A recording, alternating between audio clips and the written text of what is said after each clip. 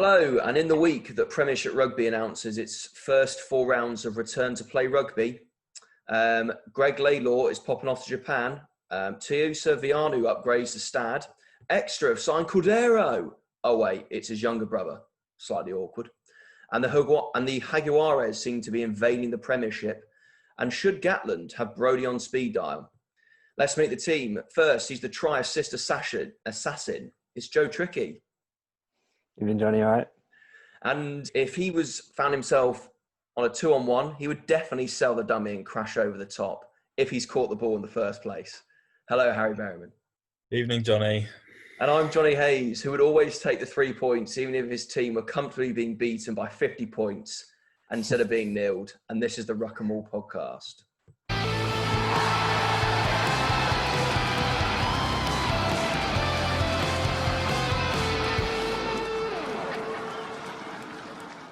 On this episode, Richie's resurgence ransacks the Blues, and it's TJ's Typhoons hold off the Highlanders. Over in Super Rugby AU, it goes to overtime, but it's a still dull 18-all draw between the Rebels and Reds. And the force is strong, but it's in the young Waratahs team. And we will also then look ahead to next week's games and discuss the second row pair in our Lions 2021 first team. It's episode 7, lads. So I'm going to put you on the spot to start us off. Who's your favourite all-time 7? First name that comes into your head. While you're thinking, I'll go while you're thinking. I was singing this on a run, and I was like, Stephen Armitage is my favourite all-time 7. He's not the best 7 to have ever played the game, but growing up supporting London Irish, he should have definitely had more England caps before he obviously popped off to Toulon. But he's an amazing player. I love to watch him play. Great over the ball, great ball carrier, exciting and explosive. So for me, it's Stephen Armitage. I think, obviously, now I'm going to say his name because you have to. Richie Mo'unga is the best rugby player ever. But Jacques Burger is probably my favourite 7, given that the part of rugby that is most foreign to people, to watchers and people who don't play the game, is tackling big people hard. And Jacques Burger did that better than anybody for longer than almost anybody. Unbelievable. It was that game against Clermont in the semi-final of the Champions Cup when he gets like 34 tackles or something ridiculous like that. Yeah, great player. Tricky? Yeah, again, like the whole forward pack probably isn't my area of expertise, and you'll have to forgive me if this guy actually isn't a 7. He's another member of the back row, but I'm pretty sure he is. Thierry Dusautoir? Yeah, bit of both. Bit of both, but I mean, 6.5. 6.5, 7. Still good. But yeah, still obviously an amazing player. Had such an impact on the French game. Was just a giant for them for years and years and years. Stalwart on their side, and it was great to watch because similar to Berger, really, just a man that just hit anybody. Very difficult to get past him. So yeah, it was great to watch. Yeah, good stuff. Right, let's get into the rugby then. We'll start on Saturday in Super Rugby Aotearoa as the Blues punch themselves out and the Crusaders turn it on to win 26-15. I was definitely watching that game, and I definitely had like shivers at the start when they had the camera that panned through with the Crusaders coming out the tunnel to see like a sold out Christchurch Stadium. That would have been just all players' dream of playing in front of that. The Blues came out for me and just threw loads of haymakers, and they got everything going. The Crusaders, for a lot of the part, were not even on the same island. They might as well have been on White Island waiting for a volcano to kick them up the butt. But for me, the first question is, did the Blues punch themselves out in this game? Well, it's very possible, isn't it? And we did talk about this, that the Blues would have to be very careful to have their own second win, because we know that the Crusaders do that in effectively every single match. If it's at all close, around the 60th minute, something will happen to the Crusaders, and they will just start beating you. And that happened. The way the Blues went about the first half wasn't particularly attritional. They played more or less the same way they've been playing the whole way. But to score each of their two, the Talia try and the Ioane try, were both world-class tries. So an unbelievable 20-metre left-handed pass from Otero Black and some good, aggressive, smart work from Akira Ioane on that tap-and-go penalty close to the line. Those are the kinds of tries that you would score really against any team. They're sort of almost freak tries rather than beating the Crusaders by just being better at rugby. It was always going to be quite hard to replicate that over the course of 80 minutes, and they just couldn't. The Rico Ioane try is an interesting one because it's a fantastic finish. First of all, I don't want to take anything away from it, and he was absolutely fantastic in that game, marshalling that defensive line, which I want to talk about in a moment. But as I said, when we first started this pod, we said we weren't going to bash referees, and we're not bashing them, but they have not applied the law right there, in my opinion, to set up that scrum where it clearly has not come off a Crusaders player to take it back over. It's clearly, I think it's Talia that it comes off first. And I think that's put the Crusaders on a bit unnecessary pressure, and the Blues take full advantage of it. But yeah, it was just quite interesting from that point of view, where they might look back at that and go, oh, well, yeah, that's potentially gone the wrong way. Yeah, it was Harry Plummer's hand, wasn't it? Yeah, that was it. Sorry. Remember seeing that. And they were watching it for a long time. It's, again, I've no idea when you've got this much kind of information and that many people were looking at it, how they get it wrong. But quite clearly seemed to come off Plummer. But yeah, for me, it was just, as you said, Harry, they weren't far enough away from the Crusaders before they made their march. I had to kind of, when I was watching the first half, I kept reminding myself to kind of look at the scoreline. Although the Blues were on top, they never were more than 7 points ahead. And there were at times where obviously the Crusaders kicked a few penalties, and they were actually very close to the Blues for a lot of that time when they really were on the back foot. And that's the reason why Crusaders win so many of these games. And when they have second wins, they're actually not that far behind.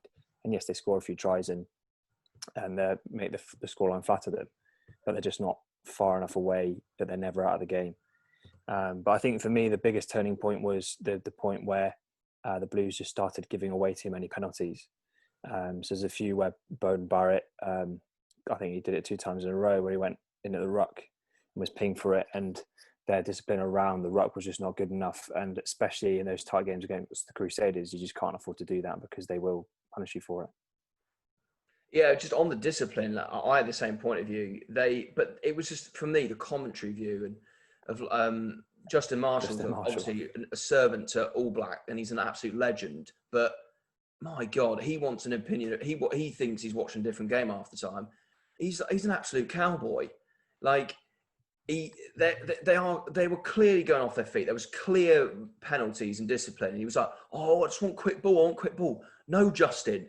The laws are there, so we can enforce them. Don't just like turn. It's like a tap. You don't turn the law tap off and turn it on again to suit you. I thought that was a bit, personally, a bit off from him, to be honest, because he just wants a quick game. Don't we all? But I just think potentially not the great point.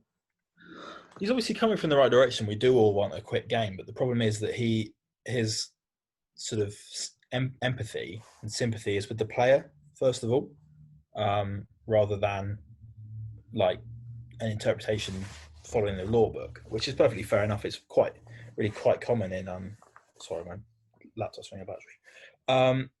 It's just quite common in commentary when you've got an ex-player there who is seeing everything through his eyes as if he was on the pitch and every action. So there were obviously the 2 Beauden Barrett, actually, to be honest, ridiculous in at the sides of the ruck, or offside at the ruck, where he just made the decision to clear the guy out, being 2 meters to the right of the ruck, and just took the straightest possible line and hit him at 90 degrees. Like, if the referee is even watching the ruck at all, you're going to be penalised at any level of the game, no matter who you are. But the particular one that Marshall honed in on was where Dalton Papali'i got trapped. Oh yeah, air quotes. On the wrong side of the breakdown, but the reason that happens is because the attacker, the ball carrier, did some good footwork. The tackle's not quite as dominant. As you said it was, because he said it was a dominant hit, didn't he? And I was like, well, Yeah, it's it not wasn't, 'cause he that went dominant.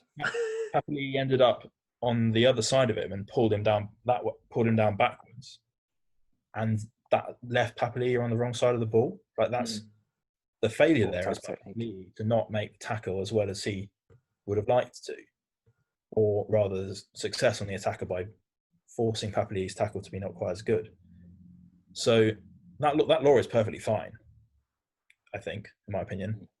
The times that it gets used is because Papali'i and the ball carrier were lying with the ball stuck between them. You could do that deliberately, really quite easily. I have done that before, and it just destroys the attack, because then the other team's 9 had to spend 30 seconds trying to dig the ball out from between you.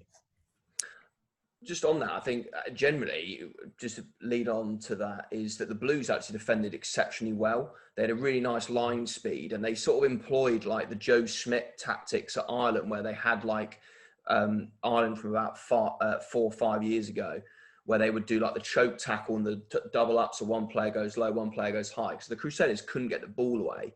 And I was kind of like looking at the game going, are the Crusaders attacking that badly that they can't get through?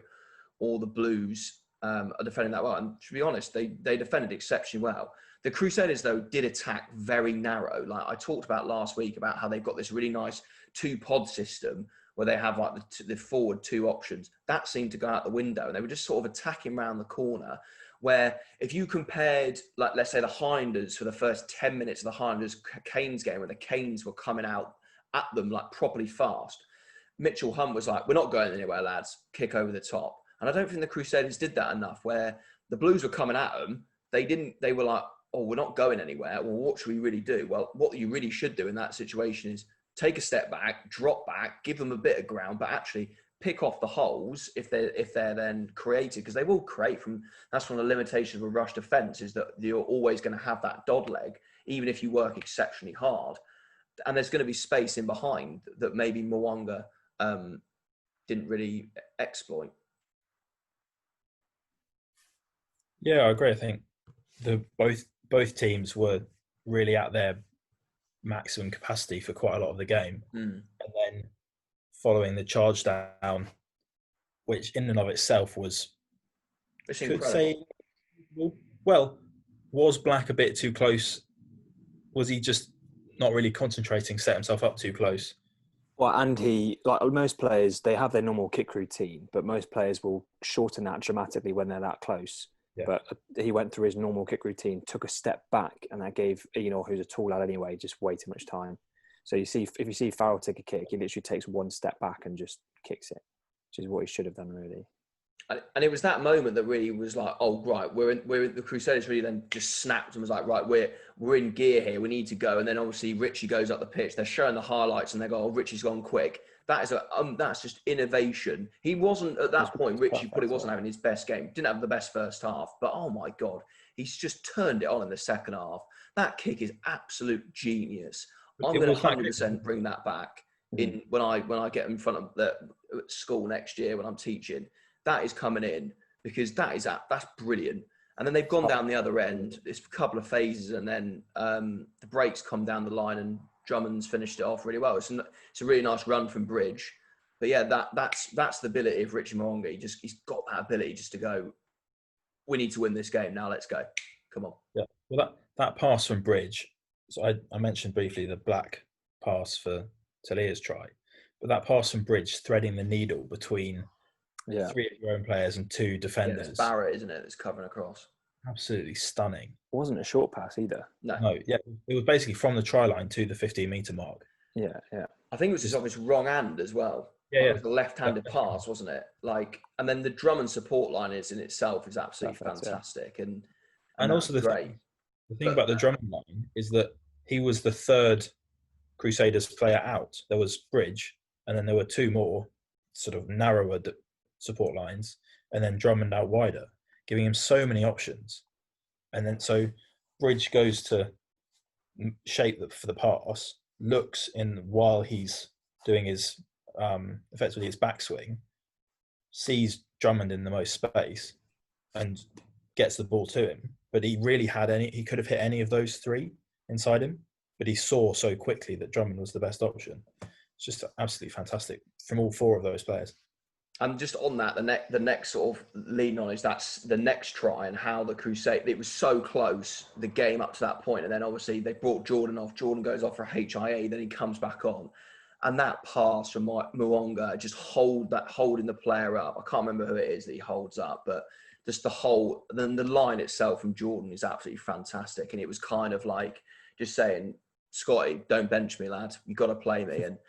And actually, like, he's on red hot form. That's a fantastic finish. And I think that's the nail in the coffin, really, for the Blues. Not nail in the coffin for the Blues, I say the season at all, but actually, it's a really key point is they didn't get a bonus point. They deserved a bonus point, and they ultimately they could have won the game. And they on another day they might have done if the Crusaders didn't react. If they'd left it too late, but they sort of turned it on exactly when they needed it to. But that bonus point is absolutely key. And the Crusaders are now sitting pretty. They're going into a bye week now, and then they're back against the Chiefs. They are looking really, really good. I don't know how much of the Premier League football you two have watched, but I would like to make a comparison between Will Jordan and Mason Greenwood. Oh, yeah, that's a great shout. Superstars in the making that just not like physically dominant, not necessarily like the fastest or the biggest, although Jordan is quite big and he is quite fast, but just decision making and execution. The delay on the line that Jordan runs, it would be very, very certainly what the thing I would do would be you're going to be taking the ball 5 meters out from the line. You just want to be running as hard as you possibly can. And the worst case scenario is that you go over the top of the defender that you come across. But Jordan's basically jogging, but the line that he runs is so accurate and perfect and delayed that he just takes the ball and puts it down. Yeah. And Mason Greenwood, similarly in the football, it's like he's just operating on a different plane to all of the defenders, and they just have no way of dealing with him.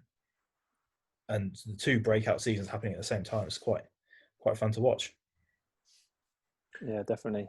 I've been really obviously we've all been impressed with Jordan, but as you said, for me as well, being a back player and my whole kind of game being based around the running lines that I run, all of his game is just he just reads it perfectly, and he not only his lines but his timing and everything. So when he scored that try a couple of weeks ago from Severis to go quick line out, it just switched on, perfect line, and he cut straight through the defence. And he's just really very, very, very good at doing that.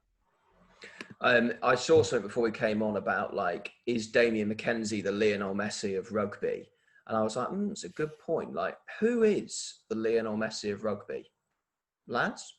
What, as in small, skillful? Not small, but who is that X factor, that next stage up?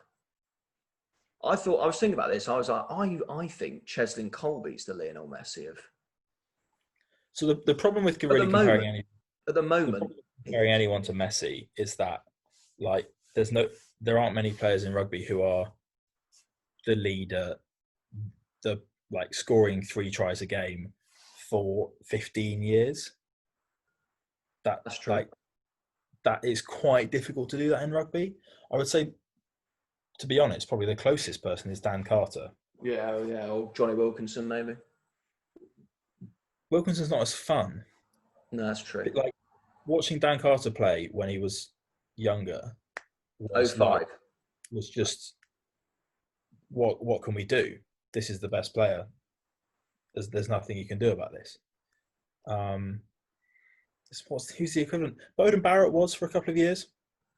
Yeah, when he first came on, yeah. 2015, 2016, or 14, 15 rather, where when Bowden Barrett was on the pitch, they just that team won the game.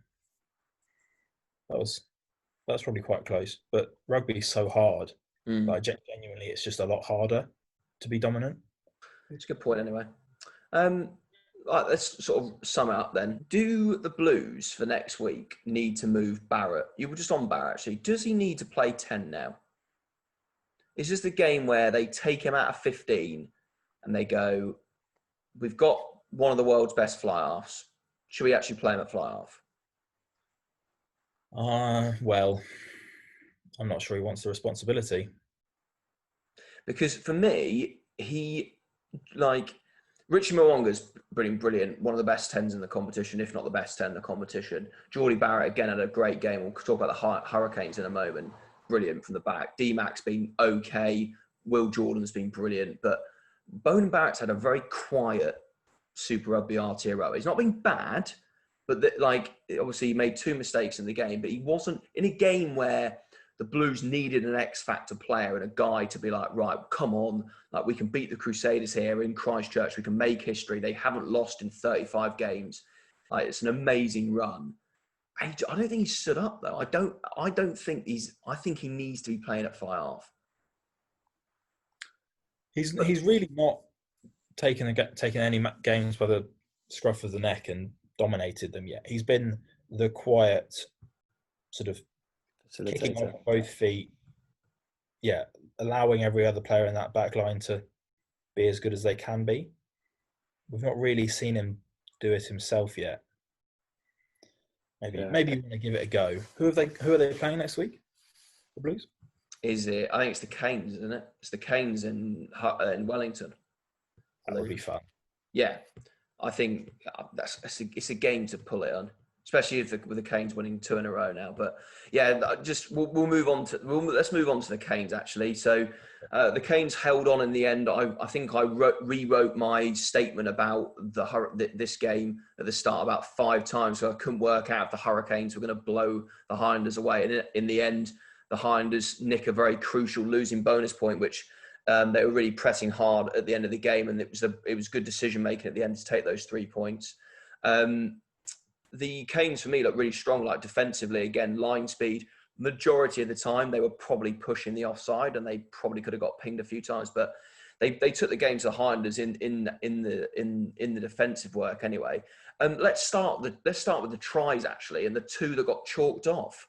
Firstly, Dylan Hunt's brilliant run through the hole where that looks like he's absolutely carved them up. Brilliant gas. And then who finishes that? Smith finishes it, doesn't he? Yeah, Aaron Smith. Yeah. Thoughts? No try? Obviously, like both. It's quite good actually that both of them were ruled as obstruction because they were both like sort of borderline.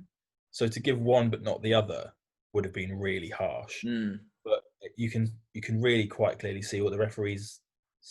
You can see what the referees thinks he's seeing in that Frizzell and one of the other Highlanders forwards. Dixon blocks. Dixon does stop. It doesn't help. I was like, oh, please give it because it's a great run from Hunt, but he's clearly stopped. Yeah, I thought Hunt was absolutely fantastic. We'll come back to this. Yeah.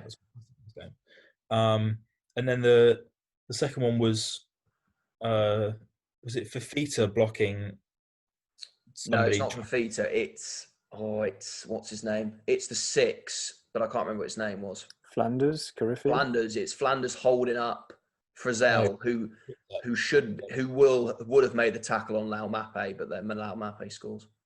Yeah, exactly. And I thought that was more borderline because there was a bit more of a gap between Fletcher Smith and Frizzell, and then obviously Frizzell and then Lau Mape. But I think having already disallowed the first try to allow a somewhat similar borderline one would have been awful.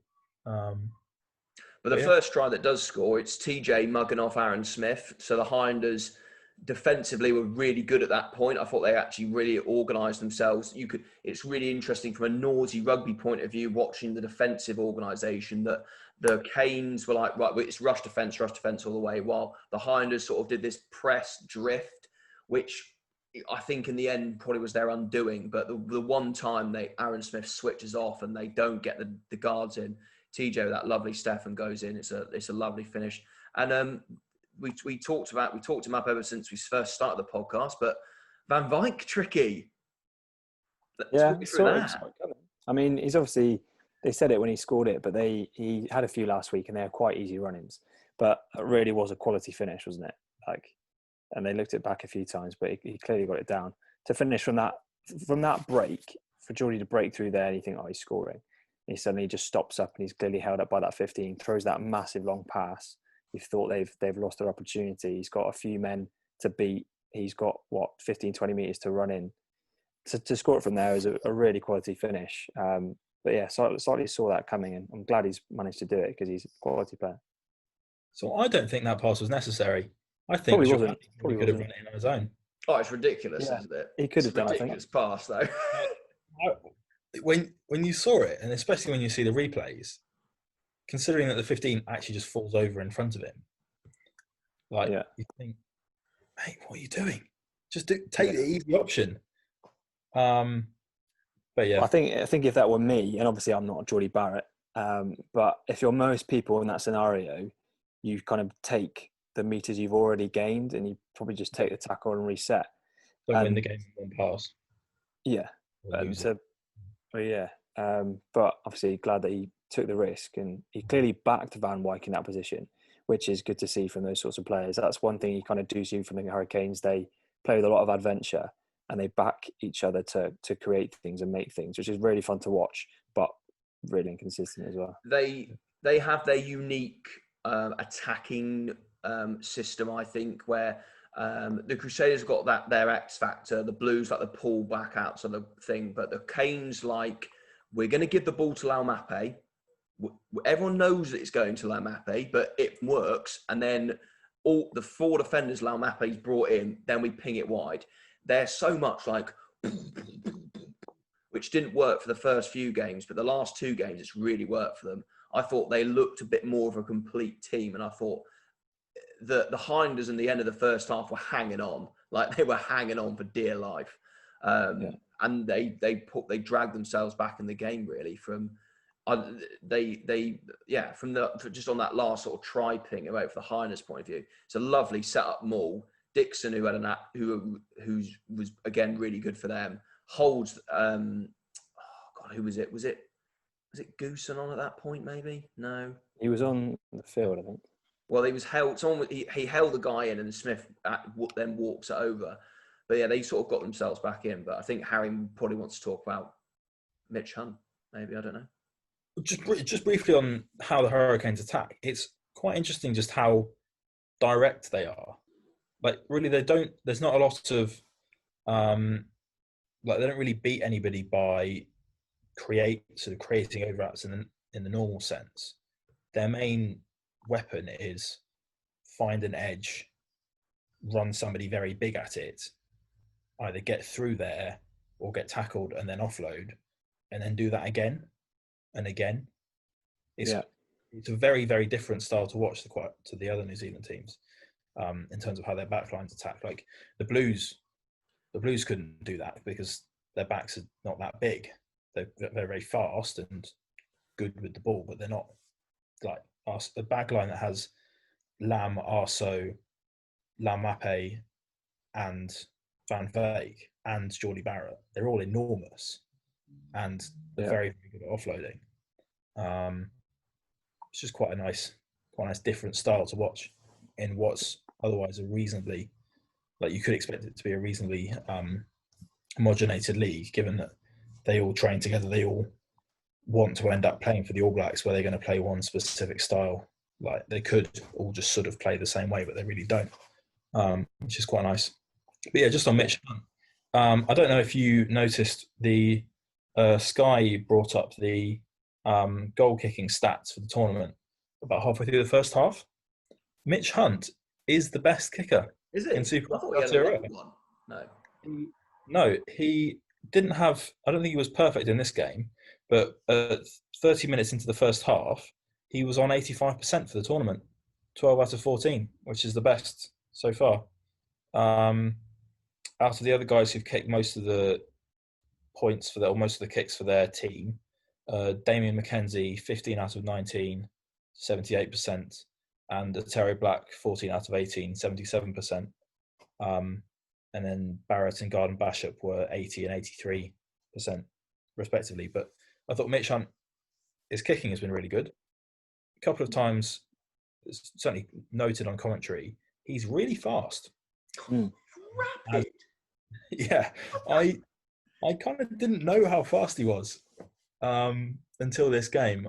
Suppose he doesn't, in the same way that you would put Bowden Barrett at 15 to give him a bit more space. I guess that's why they would normally try to play Mitch Hunt at 15 to give him more space to run into. But when he gets a bit of a hole, he's got something about him. It's quite good fun. Fletcher Smith was on the other flip side as well. Fletcher Smith was good for the Hurricanes as well. He really attacked the line the first half. I think Garner Bashop was in the stands, which maybe indicates that he's injured. Please, I forget who the Hurricanes boss is, but please put him 10 on the bench in the next game. I turn the TV off if TJ Perinara has to go to fly half again. It just really aggravates me. Like, TJ Perinara is one of the best nines in the world. Don't sack him off and put him at 10. If you're going to take him off, take him off. But don't put him at 10, please. The alternative opinion is TJ Perinara is TJ Perinara. He can do what he likes. I think that's probably what is actually happening. And frankly, if it was going to be longer than about 10, 15 minutes, that would just put Geordie Barrett to 10. I think sort of let TJ do his thing for a bit. This isn't a serious competition. Nobody really cares.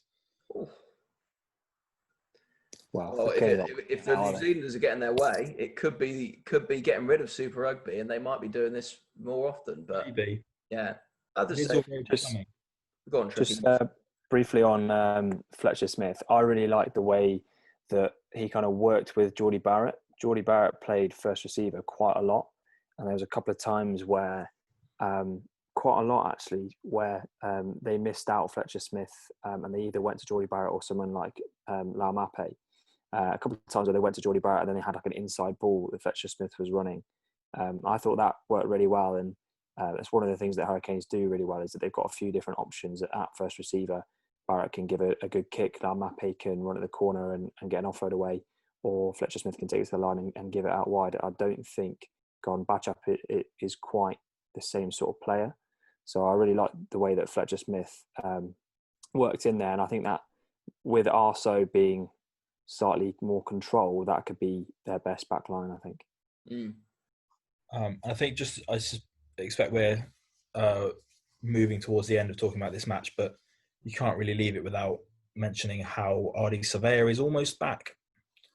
He was very, very good. Couple of runs.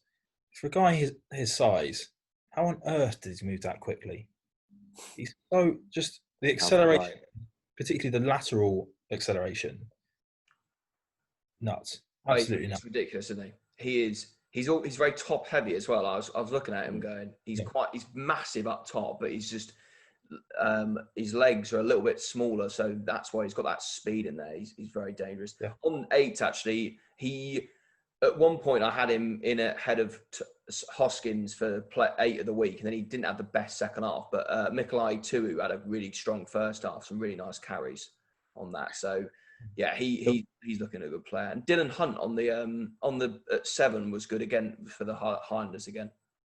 Yeah, just on Mikolai too, there was one particular moment where he was in the backfield and took a pretty long kick and ended up riding effectively a double tackle within the 5 meter line, right by the touch line, and was strong enough to not get pushed out and did really, really well to hold it up and not get turned over.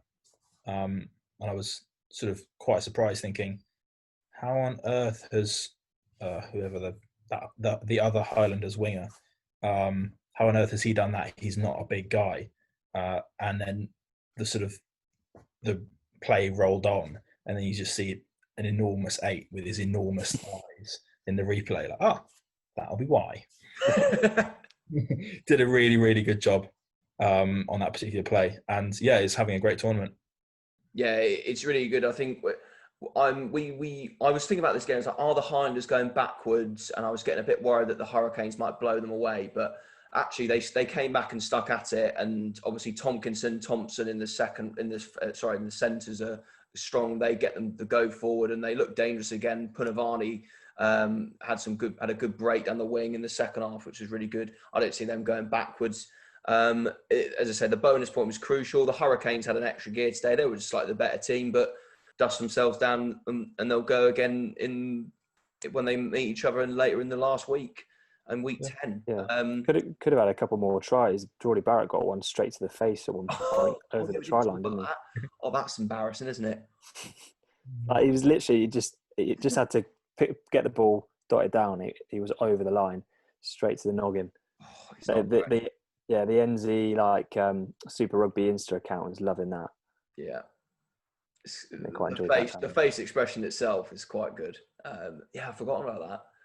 Yeah, not the highlight of the day for the Hurricanes, but yeah, as I say, it could have been more. But again, crucial bonus point for the Highlanders. It keeps them in the mix and that sort of mid bit of the table. So yeah, overall, just 2 really good games from New Zealand. On really good games, unfortunately, the Reds Rebels game wasn't that great. It ended in a dullish 18-all draw. First half, there's not a lot to write home and tell your wife about, but one of my highlights of the game comes in where the Reds have a try-line dropout, which is the new thing in Super Rugby AU. And the tight end from Famasili has, it's a little pop inside from Hayla Petty, and he's literally had about a 40-metre run at the line, and it is brilliant. Like, you could hear that in Perth, that collision. It was absolutely brilliant. And also, him and himself had a great game, but there was another highlight in the first half where Reds go for a little cheeky line out. They've popped it down to Tate McDermott. Tate McDermott's a little bit in the air, and Famasili's literally folded him in half. Like, he's put him in a paper bag. It's a very nice hit. Probably should have got a penalty for it because he was a tad in the air, but it's a great stuff. But not a lot to really sort of highlight on this. Dalguni got a nice try in the corner, which was really nice. Billy Meeks got a nice little intercept, but the Rebels really threw it away. Their discipline let the Reds back in it, and at the end, Matt Tamua's got an option where it needs to be a box kick to be competed with, so they don't lose ground. He's kicked it long. O'Connor's picked it up nicely. It's gone down the wing, and Satir's finished it off, and it goes to the first time we've had super time. And then obviously it's just a lot of kicking. Harry, have you got a stat on the kicking from super time? I did see a little bit about it, and it's a bit worrying, really. It seems like I didn't actually manage to catch the whole game. Unfortunately, well, I have a job, unfortunately. So this year I'm not able to watch, or rather the hours that my job demands, I'm not able to watch these Friday games like I have been in the past. But I think there were some quite concerning stats that effectively the entire game was played between the two 10-metre lines, and that as soon as any team got effectively up to their halfway line, there'll be a turnover, or they would kick it away so that they wouldn't be turned over and the other team wouldn't have an ability to score. So rather than it being a sort of goal and goal, drop kicks from everywhere, chucking offloads, the default, and really, if you think about it, probably the most sensible strategy, given how quickly an interception or a line break can turn into a try. Like one line break, you get to the 22, and most teams have a player who can hit a drop goal from between the 22 and the 10-metre line. So you really do have to be quite cautious to avoid losing almost immediately in that situation. So you really want to keep the other team pegged in their half, and they want to do the same to you. And I think the stat seems to have borne out that both teams have just kicked the ball away for the whole duration. That's why it went the length, and they ended up drawing. Bit of a shame. A nice idea, bit of an innovation, seems to have not worked, but we'll see if it happens again, and see if anybody does it or deals with it any differently. I think it's a good concept to get rid of this idea of having draws, and it means that you can get a win. It's a win or a loss, so it's more cutthroat. But when you do get stuff like that, and that game probably deserves a draw. If you were going to come down on the fence, the Rebels, as I've said previously, did chuck it away. They were probably the better side. Reece Hodge had some impact off the bench. So I expect him to start maybe next week. But yeah, I'm keen to move on from that because I watched it live. I was working as well, and I obviously we're doing the podcast while I had it on in the background. But yeah, it wasn't the greatest game. Let's move on to the last game of the weekend. Then it was the Tars versus the Force. The Tars taking in the end a 23-14 victory. I want to start though by saying I absolutely love that Force kit. They've been on to kitmaker.com and they've someone's had some fun making that kit. That is fantastic. And John O'Lance as well dyed his hair the same colour as the kit, which was quite funny. But yeah, the Force came out really well, and I talked on Friday about how the Force needed to come and take the game to the Tars, and they did for the first bit. They played really nice attacking rugby, and they deserved their first try. The Tars had piss poor basics, like they were dropping so many balls and shoveling stuff where they didn't need to. But then eventually they came back into it. Angus Bell powering over from just pressure. And yeah, they probably deserved the win in the end. Force stayed in it for 50 minutes, but they're better than I thought they were going to be, is probably the nicest way to put on it. But yeah, they're going to, as I said on Friday, it's the best chance to get a win against a young Tars team. Didn't really take it. Yeah, I think it was, I wasn't able to watch the whole thing. Watched a bit of it live and then have caught up with the highlights. It must have made a nice change for a Australian Super Rugby team to be physically competitive, given that quite a lot of the time they are completely overmatched by the South African and New Zealand teams. Yes.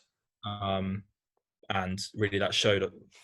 Were two of the Tars tries just effectively a short carry from a forward? And obviously the Angus Bell one was, I think one of the other ones was. Yeah, they were power overs. It was good.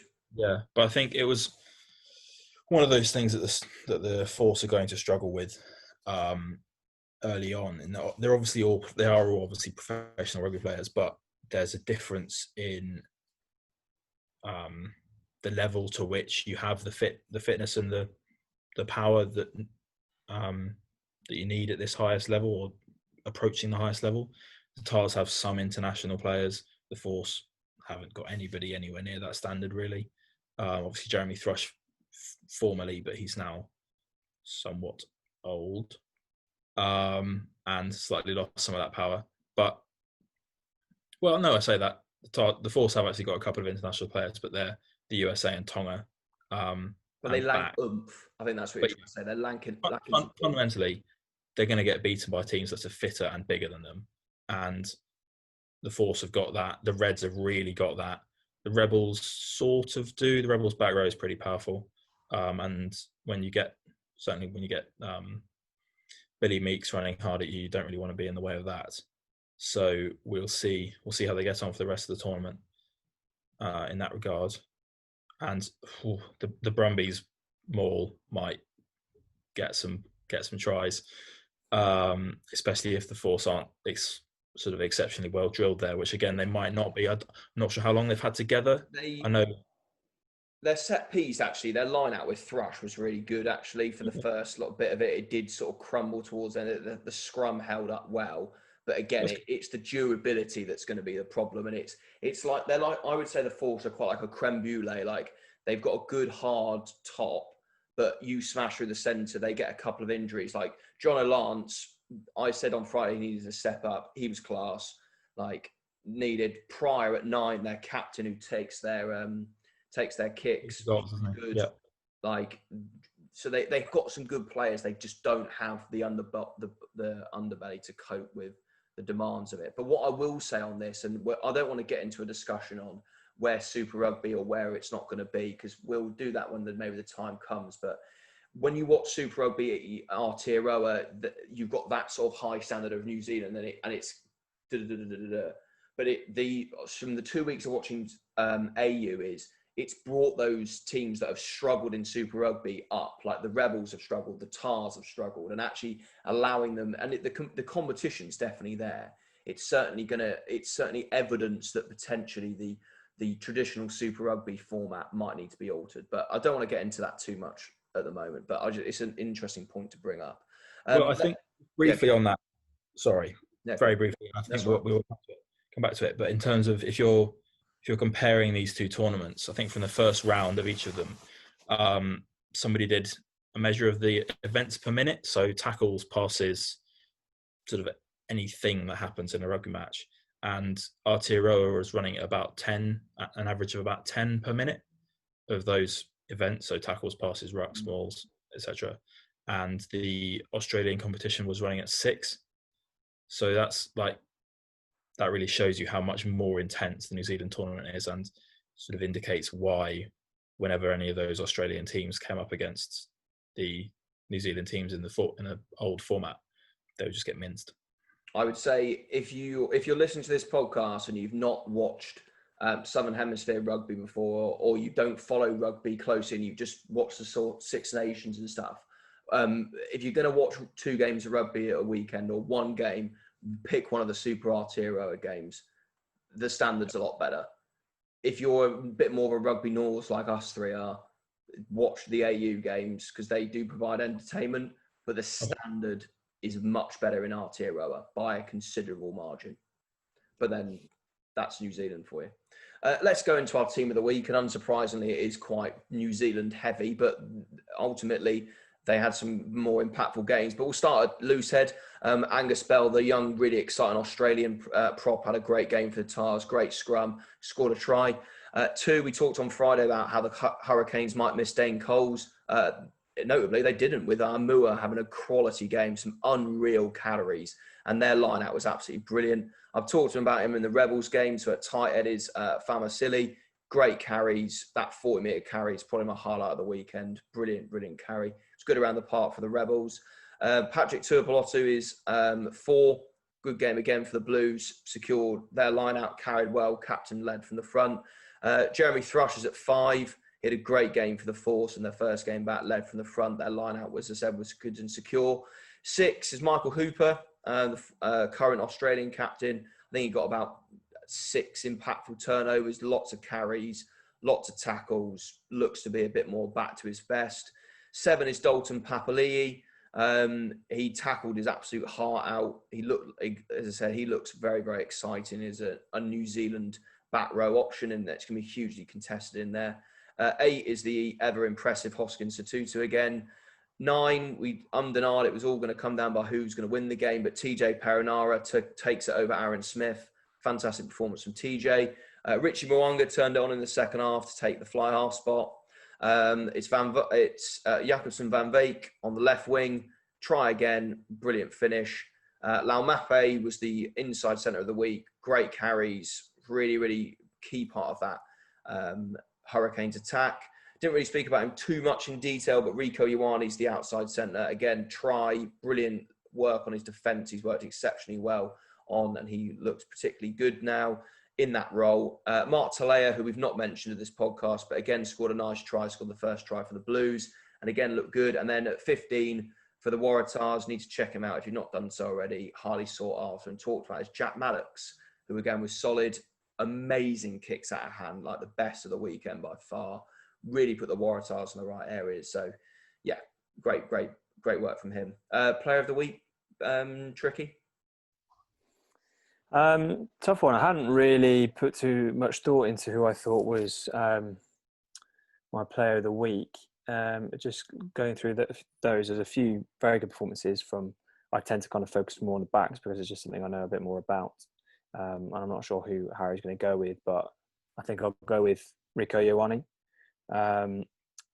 Marshall the defence well again. He's growing into that role really well, and we spoke about in that first game back when he came in at 13 about whether is this the new role for him, and he's growing into that role game by game. He really looks as though he knows what he's doing there in attack as well as in defence, and that try he scored going through 4 men really proved how powerful he can be and what a great finisher he is. So yeah, Ioane for me. Yeah, no, I completely agree that Rico's doing well.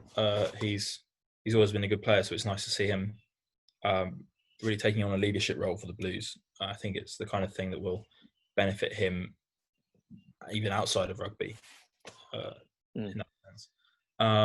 But mine really has to be Richie Mo'unga. Those Crusaders kick-ons and where they just completely accelerate how they play the game are really reliant on Mo'unga and him bringing that aggression and just he's so good. He's so good. From that, basically from the Enor charge down, the quick kick off, the double pump pass to put Bridge out into space to create that try, that all happened in the same move, the same 30 seconds after the Blues had scored their try. And yeah, when Mo'unga's playing as well as he can play, or when everything's working, few better 10s in the world, really. It's just fantastic. Yeah, he again, same as you, Tricky. I was kind of like, who's really stood out for me? Richie Mo'unga again was brilliant. Ioane, as we said, I'm going to go in the front row, and I was really, really impressed by Angus Bell. We've talked. Johnny Sheldrake's talked him up a little bit from the Waratahs, and I'm not really. As I said, I've not watched Super Rugby, the Australian competition, for a while before obviously starting this. But yeah, he was very, very impressive. And the Australians have always struggled in the front row, but with him on one side and the Tongan Thor on the other side of the scrum, it's a very, very, very exciting future I think they've got. So yeah, Angus Bell's my player of the week. Right, let's park all of the actual rugby that's going on, and let's do our Lions team. This week we're going to do the second row. Quietly contested as we've got a second row in our midst in Harry Berryman. Tricky's Googled what a second row does, so hopefully we can get something from him. But last week we decided with a front row of Mako Vunipola, Jamie George, and the best prop in the world, Carl Sinclair. Yeah, I'm going to throw some names out and let's see what you think. So Maro Itoje, you got Maro Itoje, Johnny Gray, James Ryan, Ian Henderson's going to be around, George Cruz. Courtney Laws will probably still be there. Alwyn Jones, if they can put him on ice, they might be able to roll him out. Corey Hill, Grant Gilchrist, Launchbury. Any of those sticking up or anyone's that I've missed? So I would like to make a suggestion and a sort of forecast for how this is going to go and who we need to be talking about here.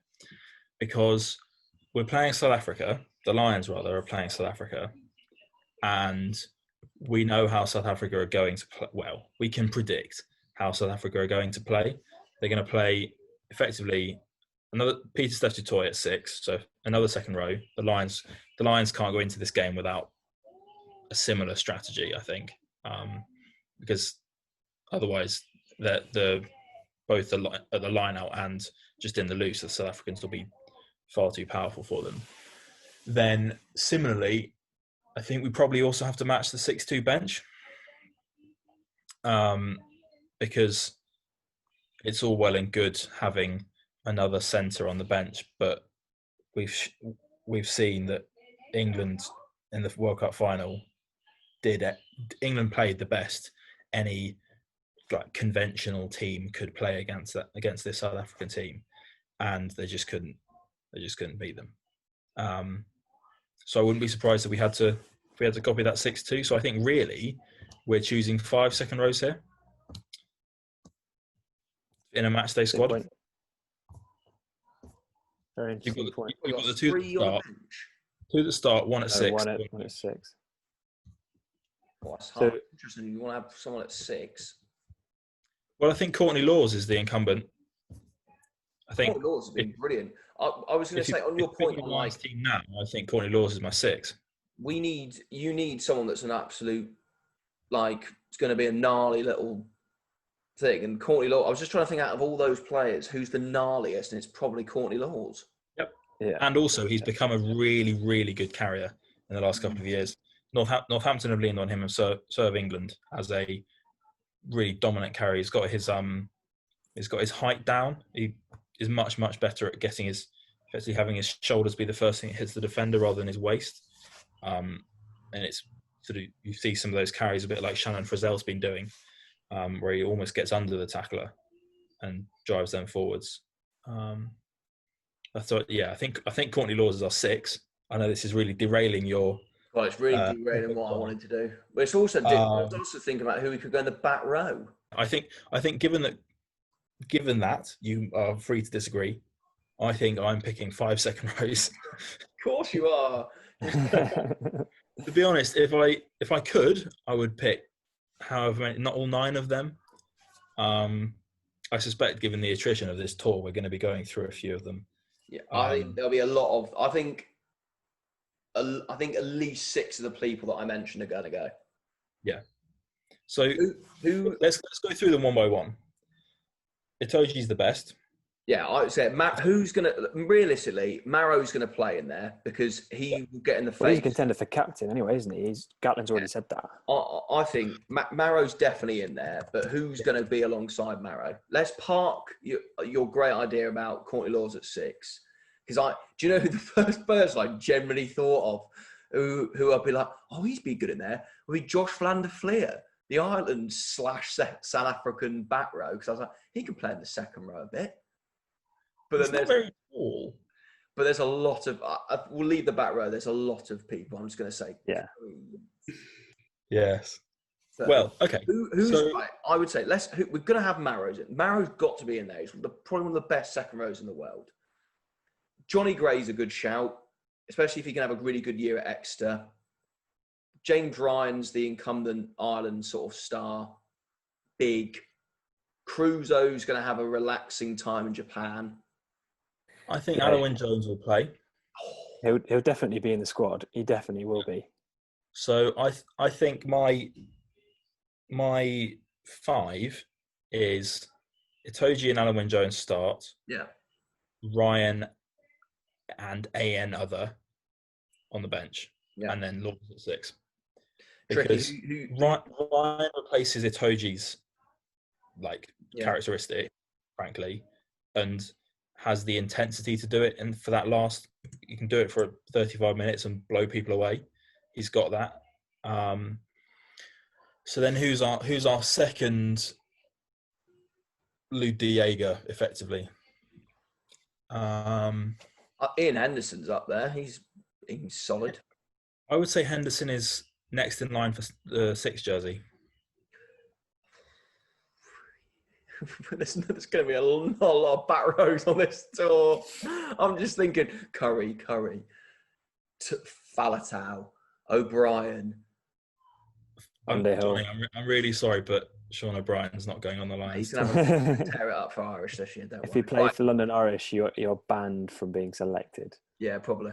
So at the moment, I've got Maro and Alwyn Jones in there. Tricky. Do you disagree with Alwyn Jones being in there to start? I'm just looking at the first test in wherever it's going to be.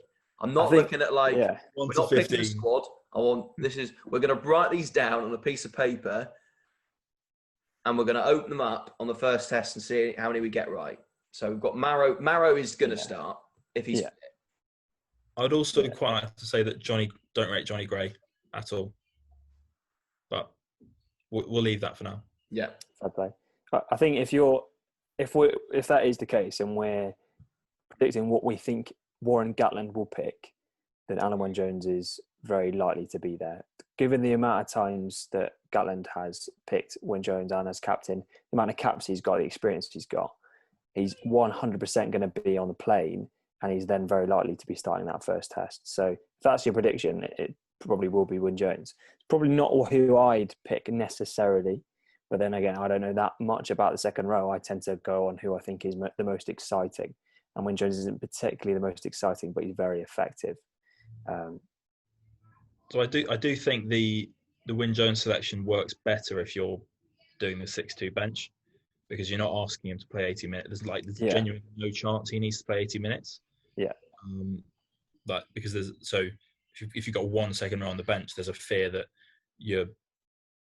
when Jones's partner gets injured, you have to bring on that other second row and then he has to go the full 80. There's genuinely no way that either of those second rows needs to play the full 80 minutes with a 6-2 bench, which is really freeing.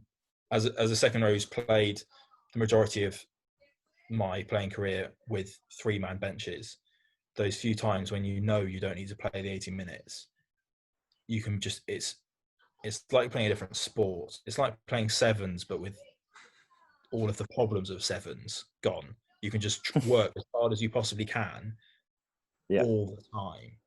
Yeah, you get the best out of you.